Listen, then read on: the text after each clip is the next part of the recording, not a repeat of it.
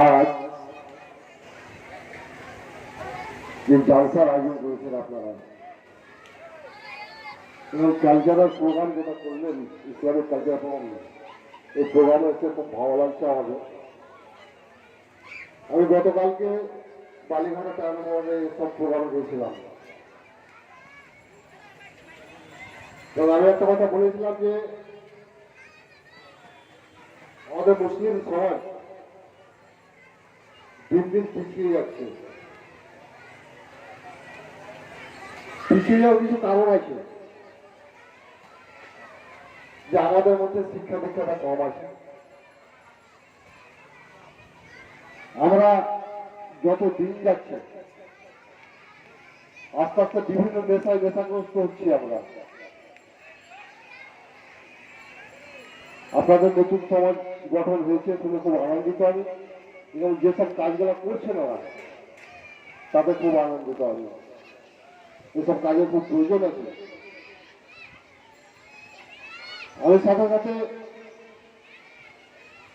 গর্ববোধ হচ্ছে যে আমরা যাকে কাউন্সিলর করেছিলাম তার একটা গ্যাস সিলিন্ডার বা যেটা দিয়েছি, হ্যাঁ, অক্সিজেন সিলিন্ডার যেটা হবে, যেটা মানুষের বিপদের টাইমে খুব প্রয়োজন।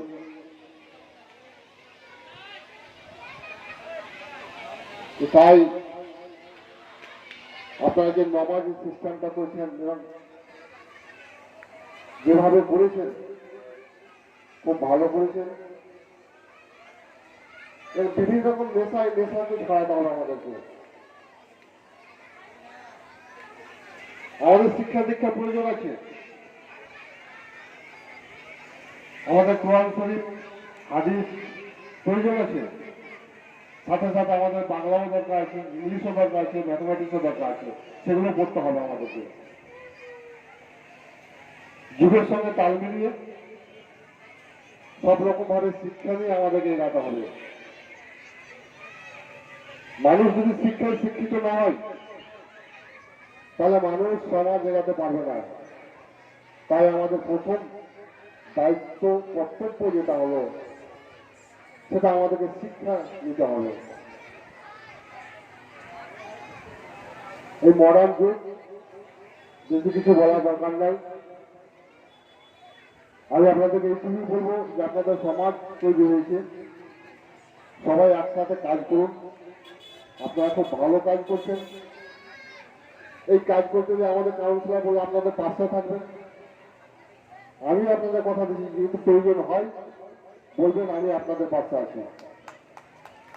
আমার যেটুকু হেল্প করার সেটুকু আমি অবশ্যই করবো। তবে আমার বারবার বলবো আমি একটা কথা, যে আমাদের সমাজকে এগিয়ে নিয়ে যেতে হলে আমাদেরকে শিক্ষা দীক্ষায় শিক্ষিত হতে হবে, ভালো লেখাপড়া করতে হবে, আর নেশা থেকে দূরে সরতে হবে আমাদেরকে। বিভিন্ন রকম নেশাগ্রস্ত হচ্ছি আমরা, সেই ব্যাপারটা সবাইকে দেখার জন্য আমি অনুরোধ করবো।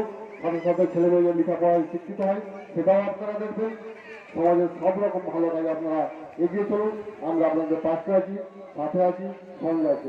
এইটুকু বলে সবাইকে সালাম জানিয়ে আমি ধন্যবাদ জানিয়ে আমি আমার বক্তব্য শেষ করছি।